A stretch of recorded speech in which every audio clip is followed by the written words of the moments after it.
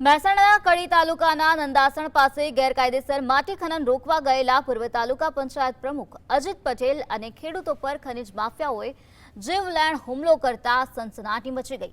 વડપુરા ગામની સીમમાં ગૌચર ભૂમિમાં ચાલતી માટી ચોરી અટકાવવા ગયેલા ખેડૂતોની ગાડીને આંતરીને અજીત પટેલનું અપહરણ કરવામાં આવ્યું અને છરા વડે હુમલો કરી ગળું દબાવી જાનથી મારી નાખવાનો પ્રયાસ કરાયો।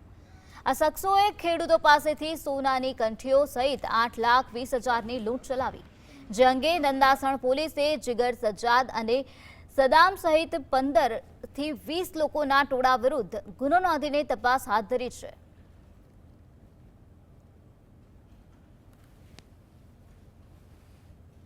અને ત્યાંથી માટી ખનન ચાલુ હતું તો અમે માટી ખનન રોક્યું। એ પછી અમે ત્યાંથી નીકળ્યા કે માટી આ ક્યાં લઈ જાય છે, તો એ અમે જોવા નીકળ્યા। કનુભાઈ, હું અને એક સંદીપભાઈ કરીને હતા। તો અમે 3 જણ નીકળ્યા તો અમને એમબી રોડ થી અમે બહાર હાઈવે ઉપર આવ્યા સિંગલ પટ્ટી। તો સિંગલ પટ્ટી અમને રોક્યા, ઇનોવા ગાડી અને સ્કોર્પિયો ગાડી હતી।